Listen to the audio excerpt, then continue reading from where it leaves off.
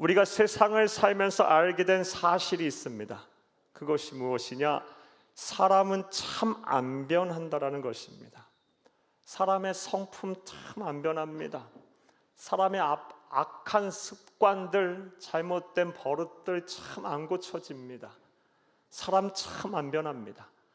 이렇게 사람이 변하지 않는다는 사실은 동서고금을 막론하고 다 공통적으로 동의하는 그런 사실입니다.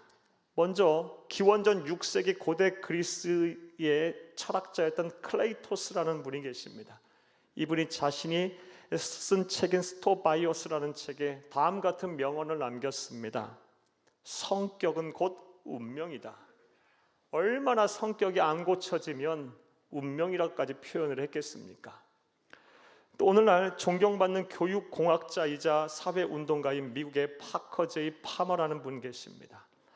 이분이 또 다음 같은 말을 했습니다. 깊이 간직하고 있는 신념과 충돌하는 사실을 제시하면 사람들은 신념을 바꾸기보다는 오히려 그 신념을 강화한다라고 말했습니다.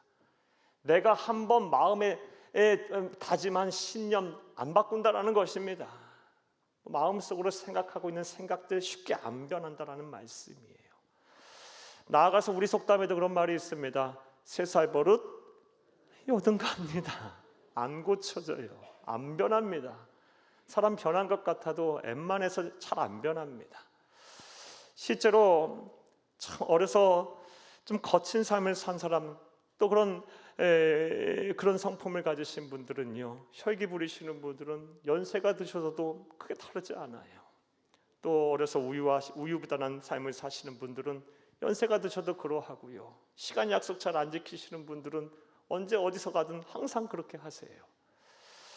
자, 그런데 이렇게 변하지 않는 사람도 우리 주 예수 그리스도 안에서는요, 우리 주 예수 그리스도를 만나게 되면 변합니다. 달라져요. 그것도 선하게 달라지고 온전하게 달라지며 완전한 변화된 삶을 살게 됩니다. 성경과 기독교 2000 역사를 통해서, 그리고 지금도요, 야, 저 사람 어떻게, 전 사람도 아니야, 어떻게 저렇게 살아, 어떻게 저렇게 악해, 어떻게 저렇게 자기 자신만을 위해 살아 했던 사람도 부활하신 예수, 살아계신 예수를 만난 순간부터 달라져서 온유하고 겸손한 사람으로 변화하고 선한 영향력을 끼치며 사는 사람으로 달라진 모습들 정말 많습니다. 예수를 만나면 사람이 달라집니다. 예수를 만나면 인생이 달라집니다. 예수를 만나면, 부활하신 예수를 만나면 사람이 선하게 달라져요. 그러므로 오늘 말씀을 들으시는 모든 분들, 특별히 새생명 전도 축제를 통해서 우리 교회 처음 방문하신 여러분들 모두가 다 부활하신 예수를 만나 여러분의 인생이 달라지고 여러분의 삶이 달라지며 여러분의 가족이 변화하고 여러분의 성품이 달라지는 일들이 일어나기를 간절히 주의 이름으로 축복합니다. 그런데 오늘 본문 말씀을 보게 되면 특별히 부활하신 예수를 만나 변화될 사람이 있다고 우리에게 말씀을 하고 계세요. 자, 그렇다면 부활하신 예수님을 반드시 만나야 할 사람은 누구일까요? 이제부터 따라하시겠습니다. 첫째로, 삶이 고통스러워 슬픔과 탄식 속에 있는 사람은 부활하신 예수를 만나야 합니다. 사는 것이 힘드신 분들, 삶이 고통스러운 분들, 슬픔과 탄식이 마음에 있으신 분들, 답답하여 견딜 수가 없는 분들, 반드시 부활하신 예수를 만나야 합니다. 그래서 삶이 고통스러운 삶에서 벗어나야 하고 슬픔과 탄식에서 벗어나야 합니다. 부활하신 이런 분들 계시다면 부활하신 예수를 반드시 만나는 여러분 되기를 다시 한번 간절히 주의 이름으로 축복합니다. 오늘 본문 말씀은 예수님께서 십자가에 죽으시고 사흘이 지난 시점에 일어난 사건에 대한 기록입니다. 예수님께서는 이 세상에 계시는 동안 제자들에게 당신께서 모든 인류의 죄를 대신하여 죽으셨다가 사흘 만에 부활하실 것을 여러 차례 예고하셨습니다. 그런데 제자들 중에 단 한 사람도 예수님께서 부활하실 것을 믿지를 않았습니다. 그래서 사흘이 되던 때 그 누구도 예수님이 장사된 무덤에 얼씬거리지도 않았어요. 그런 가운데 단 한 여인이 사흘째 되던 날, 예수님이 죽으시고 무덤에 갇히신 사흘째 되던 날 동이 트기도 전에 예수님의 무덤의 주변을 서성거렸어요. 그 여인이 누구였을까요? 요한복음 20장 1절을 함께 보겠습니다. 안식 후 첫날 일찍이 아직 어두울 때에 막달라 마리아가 무덤에 와서 돌이 무덤에서 옮겨진 것을 보고, 아멘. 막달라 마리아라는 여인이 예수님께서 죽으시고 사흘째 되던 해 예수님이 장사된 무덤에 일찍 와서 얼씬거렸어요. 이 여인은 제자들과는 달리 예수님의 부활을 믿어서 그 무덤에 올라온 것일까요? 아니요, 그렇지 않아요. 이 막달라 마리아도 예수님의 부활을 믿지 않았어요. 이것은 오늘 보면 11절 말씀을 통해 알 수가 있습니다. 11절 함께 읽겠습니다. 마리아는 무덤 밖에 서서 울고 있더니 울면서 구부려 무덤 안을 들여다보니, 아멘. 무덤에 올라와 보니까 예수님의 무덤을 막고 있던 큰 돌은 절로 떨어져가 있고 무덤은 텅 비어 있는 거예요. 그래서 슬피 울고 있었어요. 만약에 예수님의 부활을 믿었다면 울지 않고 환호성을 불렀겠죠. 드디어 부활하셨다, 말씀하신 대로 부활하셨다, 그랬겠죠. 근데 예수님의 무덤에 예수님이 안 계신 것을 보고 슬피 울었다. 누가 시체 도둑질해 갔나 보다 라며 슬피 울었던 거예요. 자, 그렇다면 왜 막달라 마리아는 예수님이 죽으신 지 사흘째 되던 해 동이 트기도 전에 예수님의 무덤에 올라왔을까요? 그 이유는 바로 슬픔 때문에 그래요. 그 슬픔도 무슨 슬픔? 사랑하는 사람을 잃은 슬픔 때문에 막달라 마리아, 그 예수님이 죽으시고 사흘째 되던 해 무덤 위에 올라왔던 것입니다. 이를 좀 더 구체적으로 말씀드려 보겠습니다. 누가복음 8장 2절 말씀을 보게 되면 막달라 마리아가 예수님을 만나기 전 그는 7 귀신 들린 여인이었어요. 그리고 성서 신학자들이 추정하기를 그의 여인의 직업은 창녀였다고 얘기합니다. 그러니 이 막달라 마리아의 삶이 얼마나 힘들고 괴로웠겠습니까? 정신적으로 병이 들어서 이러하지도 저러하지도 못하는 상황 속에서 수많은 사람들에게 몸과 영혼을 짓밟혔을 거예요. 막달라 마리아 여인의 삶은 아주 기구했을 거예요. 그런 여인 우리 주 예수님께서 사랑으로 대해주시고 귀신을 내쫓아 주시고 건강을 회복시켜 주셨습니다. 다시 건전한 삶을 살게 하셨고 예수님의 제자로서 삶을 살게 하셨어요. 따라서 막달라 마리아는 예수님을 은인으로 생각했을 것이고 예수님을 사랑과 존경의 대상으로 여겼을 거예요. 하지만 그만 예수님이 십자가에서 처절하게 죽고 말으셨어요. 그러니 막달라 마리아가 얼마나 슬펐겠습니까? 사랑하는 사람이 떠났으니까요. 죽었으니까요. 막달라 마리아의 슬픔은 예수님의 죽음뿐만 아니라 예수님을 장사 지내는 그 과정에서도 발생했어요.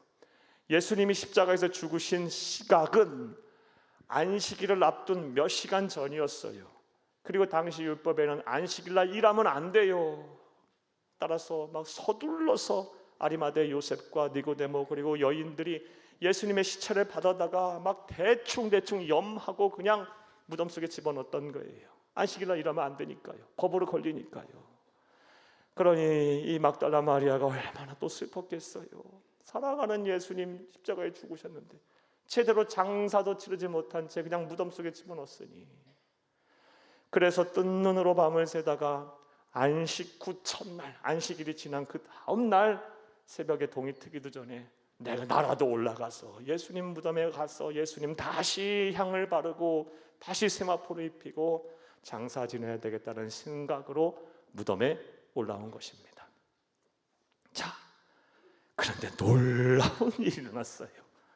예수님의 시체는 온데간데 없어 막 슬피 울고 있는데 어디서 예수님의 자비로운 음성이 들립니다. 마리아야, 마리아야. 사랑하는 여러분, 이러한 마리아가 이런 예수님의 음성을 들었을 때 그의 얼굴의 표정이 어떻게 변화했을까요? 우리가 거룩한 상상력을 발휘해서 그 현장에 있다고 한번 가정을 해보겠어요. 예수님이 막 세상에 떠나셔서 슬프고 장사도 제대로 지내지 못해드린 것 같은 마음이 너무 괴로운 차에 무덤에 올라와 보니 예수님의 시체는 없어진 것 같아서 막 슬피, 막 퉁퉁 슬피우며 눈물이 막 앞을 가려 얼굴이 퉁퉁 부을 정도로 울었는데, 자비한 음성으로 부활하신 예수님께서 나타나셔서 마리아야 마리아야 부르고 계시니 얼마나 기뻤을까요? 기쁨과 감격의 눈물을 흘렸을 것이고 막 춤을 추며 찬양하며 그랬을 거예요. 너무나도 보고 싶은 예수님, 만나고 싶었던 예수님의 품에 안겨 막 펑펑 눈물을 흘리지 않았을까요? 사랑하는 여러분, 이렇게 부활하신 예수님을 만나면 슬픔이 변하여 기쁨이 됩니다. 부활하신 예수를 만나게 되면 탄식과 통곡이 변하여 감사와 찬송이 됩니다. 사랑하는 여러분, 여러분에게 한번 여쭤보겠어요. 여러분의 현재의 삶은 어떠하십니까? 삶이 고통스럽지는 않으십니까? 슬픔과 탄식과 통곡을 하고 계시지는 않으십니까? 아니, 그런 것까지 이제 더 할 힘도 없고 여력도 없어서 체념하고 그냥 살고 계시지는 않으십니까? 아무런 감동도 아무런 감격도 아무런 기쁨도 없이 그냥 시간 흘러가는 대로 이러지도 저러지도 못해 그냥 살고 계시지는 않으십니까? 더 이상 이렇게 살아서는 안 됩니다. 이제는 예수를 만나야 합니다. 부활하신 예수를 만나서 우리의 인생이 달라져야 합니다. 우리의 눈에서 눈물을 닦으시고 우리의 가슴 속에 엉어려져 있고 답답하게 뭉쳐져 있는 이 통곡과 탄식의 한을 풀어주실 예수를 만나야 합니다. 만나야 돼요. 많은 분들이 여러 가지 사정과 이유로 인해서 지금 슬픔과 고통 가운데 계시라고 봐요. 어떤 분들은 질병으로 오랜 투병 생활로 마음과 마음이 막 지치고 힘든 분들 계실 것이고, 어떤 분들은 경제적인 어려움과 고통 때문에 그런 분 계실 것이고, 어떤 분들은 자녀 문제 때문에, 또 어떤 분들은 사건 사고에 휘말려서, 또 어떤 분들은 그런 거 하나 없어도 그냥 마음과 생각이 너무 공허하고 힘들어서 그런 분들 계실 거예요. 사랑하는 여러분, 따지고 보면 그런 거 하나도 없어도 저와 여러분은 세상을 살면서 누구나 다 우리의 가슴 속에 인생의 한정도 하나, 인생의 슬픔 하나쯤은 다 갖고 살아요. 그러므로 우리는 반드시 부활하신 예수를 만나야 합니다. 사랑하는 여러분, 오늘 교회에 처음 오신 분들 신앙생활을 한번 시작해 보세요. 지금까지 열심히 최선을 다해 사셨어요. 이제 여러분 혼자서 바둥바둥 살지 마시고 우리 주 예수 그리스도와 더불어서 하나님의 나라 가는 그날까지 몸과 마음 건강한 채로 우리 주께서 베푸시는 은혜와 평강을 누리며 참된 자유와 만족을 누리며 사는 여러분 되기를 간절히 주의 이름으로 축복합니다. 나아가 이미 신앙생활 하시는 분들은 이 부활하신 예수를 다시 만나도록 사모하세요. 사모하는 심령에게 하나님께서 찾아와 주실 거예요. 주여, 내가 부활하신 예수를 만나야 되겠어요. 다시 내 마음이 뜨거워져야 되겠어요. 내 마음과 생각이 평안해져야 되겠어요. 내 삶이 천국이 되어야 하겠어요. 나를 만족하게 하실 분은 우리 주 예수밖에 없어요 하며 간절히 부활하신 예수를 만나기 위해서 노력하세요. 찾아오실 것입니다. 살아계신 하나님, 나보다 나를 더 사랑하신 하나님께서 반드시 저와 여러분을 찾아오실 것입니다. 부활하신 예수를 만나게 될 것입니다. 이런 은혜와 복이 저와 여러분 가운데 충만하기를 간절히 주의 이름으로 축복합니다. 누가 부활하신 예수를 만나야 합니까? 첫 번째로 삶이 고통스러워 슬픔과 탄식 속에 있는 사람입니다. 두 번째로 누가 부활하신 예수를 반드시 만나야 할까요? 따라 하시겠습니다. 둘째로 미래에 대한 두려움으로 불안한 사람은 부활하신 예수를 만나야 합니다. 미래에 대한 두려움으로 불안한 사람들은 반드시 부활하신 예수를 만나야 합니다. 사랑하는 여러분, 오늘 본문 두 번째 본문 말씀을 보게 되면, 사랑하는 여러분, 오늘 본문을 보게 되면 부활하신 예수를 만난 두 번째 사람들이 나옵니다. 그들이 누굽니까? 예수님의 제자들입니다. 본래 예수님의 제자는 12명입니다. 그런데 오늘 본문 말씀을 보게 되면 우리가 잘 알다시피 예수님을 배신하고 예수님을 팔고 스스로 목숨을 끊은 가룟 유다는 이 자리에 없고 이미 저 세상 사람이 됐으니까요. 그리고 어찌된 영문인지 디두모라 하는 도마가 그 자리에 있지 않았어요. 10명의 제자들이 함께 모여 있었어요. 자, 그런데 이 제자들의 마음, 그 당시 심리 상태가 어땠을까요? 굉장히 불안해하고 있었을 거예요. 스승인 예수가요, 신성모독죄, 유대인 왕 사칭죄, 그리고 내란 소요죄로 십자가에서 처절하게 죽었어요. 그럼 제자들은 어떻게 되겠어요?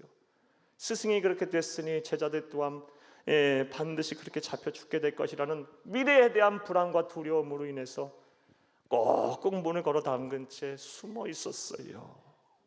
오늘 본문 19에서 20절을 함께 보겠습니다.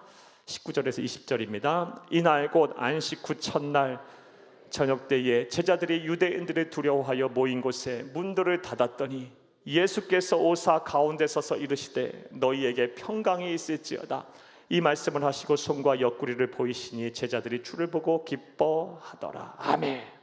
미래에 대한 불안과 두려움으로 벌벌 떨고 있는 제자들 향해서 예수님이 나타나셔서, 부활하신 예수님께서 나타나셔서 너희에게 평강이 있을지어다라고 말씀하셨어요. 평안과 강건할지어다, 이 말씀을 하셨어요. 이 말씀을 하시고 손과 옆구리를 보이시니, 못자국 난 손과 창에 찔린 옆구리를 보이시니 제자들이 주를 보고 기뻐하더라. 사랑하는 여러분, 제자들의 상태가 어떻게 변했습니까? 미래에 대한 두려움으로 불안해하던 제자들이 용기 백배했어요.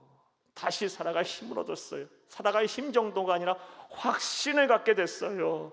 담대해졌습니다. 할렐루야. 이렇게 부활하신 예수를 만나게 되면요, 미래에 대한 불안감과 두려움이 사라져요. 놀라운 은혜입니다. 예수를 만나고 예수를 제대로 믿게 되면요, 세상에 거칠 것이 없어요. 두려울 것이 없어요. 무서울 것이 없습니다. 할렐루야. 이게 놀라운 은혜예요. 사랑하는 여러분, 이제는 변화된 삶을 좀 살아야 되지 않겠습니까? 남은 여생 이제는 주 안에서 참된 행복과 평안을 누리며 자유하며 살아야 되지 않겠습니까? 염려와 근심 좀 떨쳐버리고 담대하게 세상을 이기며 살아야 되지 않겠습니까? 부활하신 예수를 만나는 여러분이 다 되기를 간절히 주의 이름으로 축복합니다. 신앙생활을 처음 시작하시는 분들은요, 부활하신 예수를 만나기 위해서 신앙을 가지라고 노력을 해보세요. 나 같은 사람도, 예수를 믿지 않았던 사람도, 그리고 예수에 대한 전혀 신앙적인 지식과 경험도 없는 나도 예수를 믿고 부활하신 예수를 만날 수 있나요? 네, 그럴 수 있어요. 반드시 그렇게 하실 수 있어요. 신앙생활을 이미 잘 하시고 계시는 분들은 더 사모하세요.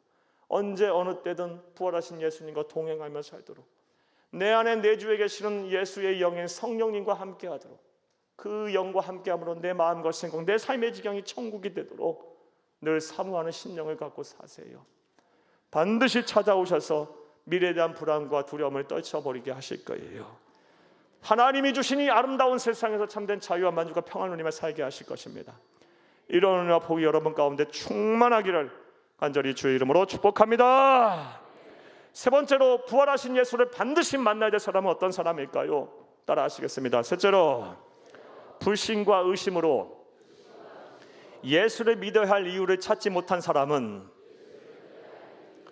부활하신 예수를 만나야 합니다. 사랑하는 여러분, 우리말에 백문이 불여일견이라는 말이 있어요. 100번 보는 것, 듣는 것보다 한 번 보는 것만 못해요. 많은 사람들이요, 예수를 믿으라고 하면 보여주면 믿겠다, 내가 체험하면 믿겠다 그래요. 여러분들은 어떠십니까? 평생 교회를 문턱을 들락들락거리고 이렇게 새 생명 전도 축제만 되면 오시는 분들도 계세요. 감사합니다. 그런 발걸음도 귀합니다. 잘 오셨습니다. 그런데 많은 분들이 그렇게 한두 번에 그치고, 이유는 뭘까요? 믿어지지 않아서, 믿음이 생기지 않아서 못 믿는 거예요. 믿고 싶어도 안 되는 거예요. 충분히 공감하고 이해합니다. 그러면 어떻게 해야 내 안에 믿음이 생기고 어떻게 해야 내 안에 이 구원에 대한 확신이 생기며 어떻게 해야 사랑하는 여러분 우리 주님과 더불어 동행하며 우리가 이 땅에 사는 동안도 천국을 경험하며 누리며 살 수 있을까요? 방법은 하나밖에 없어요. 부활하신 예수를 만나야 믿음이 생기는 거예요. 부활하신 예수를 못 만나면요 믿음 안 생겨요. 쉽지가 않아요. 부활하신 예수를 경험하기만 하면요 예수가 너무 좋아서 세상 것들이 시시해질걸요. 부활하신 예수를 만나면요 이것이 너무너무 행복해서 별 세상 관심도 없을걸요. 세상과 나는 관대없고 뭐 돈 걱정, 재물 걱정, 사람 걱정할 것도 없을걸요. 내 마음은 천국이 될걸요. 부활하신 예수를 만나면요 죽음에 대한 공포를 비롯한 모든 두려움도 아무것도 내를 두렵게 하지 않아요. 만나야 돼요. 부활하신 예수를 만나야 돼요. 오늘 본문 말씀을 보게 되면 세 번째 부활하신 예수를 만난 주인공이 나옵니다. 그 사람은 바로 디두모라 하는 예수님의 제자 중에 하나였던 도마였습니다. 앞서 여러분에게 말씀드린 대로 예수님께서 두 번째 예수님의 제자를 방문하셨을 때 이 도마는 그 자리에 있지 않았어요. 이후에 제자들이 도마를 향해서 우리가 부활하신 예수를 만났다, 부활하신 예수를 만났다라고 했을 때 이 도마는요 무슨 예수가 부활했어? 내 눈으로 봐야 하고 내 손으로 못자국 난 손을 만져봐야 하고 창에 찔린 옆구리에 손을 넣어봐야 나는 믿겠다 그랬어요. 사랑하는 여러분, 그때 부활하신 예수가 이 도마를 찾아오셔서 도마에게 다음과 같은 말씀하시고 다음같이 보여주셨어요. 오늘 보면 24절에서 26절을 함께 보겠습니다. 12 제자 중에 하나로서 디두모라 불리는 도마는 예수께서 오셨을 때에 함께 있지 아니한지라. 다른 제자들이 그에게 이르되 우리가 주를 보았노라 하니 도마가 이르되 내가 그의 손에 못자국을 보며 내 손가락을 그 못자국에 넣으며 내 손을 그 옆구리에 넣어보지 않고는 믿지 아니하겠노라 하니라. 아멘. 26절 여드레를 지나서 제자들이 다시 집안에 있을 때 도마와 함께 있고 문들이 닫혔는데 예수께서 오사 가운데서 이르시되 너희에게 평강이 있을지어다 하시고. 아멘. 보여줘야 경험해야 만져봐야 믿겠다고 하는 도마를 향해 부활하신 예수님이 나타나셔서 보여주셨고 만지게 하셨고 느끼게 하셨고 체험케 하셨어요. 그랬더니 오늘 본문 읽진 않겠지만 28절의 말씀에 보게 되면 예수님이 구세주임을, 예수님이 진정한 하나님의 아들임을 고백합니다. 믿음이 없으신 분들, 불신과 의심으로 매번 전도를 받고 이렇게 행사 때마다는 오시지만 별 마음에 감화 감동도 없이 그저 오시는 분들, 이제는 달라져야 되지 않겠습니까? 여러분의 인생 너무 귀합니다. 여러분의 생명이 너무 귀합니다. 너무너무 귀합니다. 이렇게 사셔서 안 되고요. 반드시 구원받고 영생해야 되고 천국 가셔야 합니다. 반드시 이 세상 사는 동안도 하나님의 백성답게 참된 행복을 누리며 사셔야 합니다. 몸과 마음 평안하셔야 합니다. 여러분 모두가 그렇게 되셔야 합니다. 방법은 하나밖에 없습니다. 부활하신 예수를 만나야 합니다. 만나야 믿음이 생기는 거예요. 그렇다면 이 부활하신 예수 또 어떻게 만나야 합니까? 영이신 하나님을요. 사랑하는 여러분, 부활하신 예수님 찾아오실 거예요.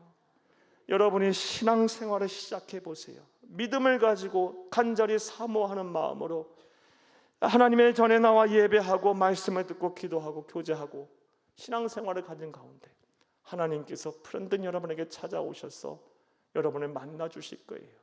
그래서 여러분 부인할 수 없는, 의심할 수 없는 뜨거운 예수 그리스도의 십자가의 흔적을 여러분의 삶 가운데 새겨 넣으실 거예요. 사랑하는 여러분, 부디 그날이 속히 오기를 간절히 주의 이름으로 축복합니다. 자, 말씀 맺겠습니다. 오늘은 부활하신 예수를 반드시 만나야 할 이유에 대한 말씀을 드렸습니다.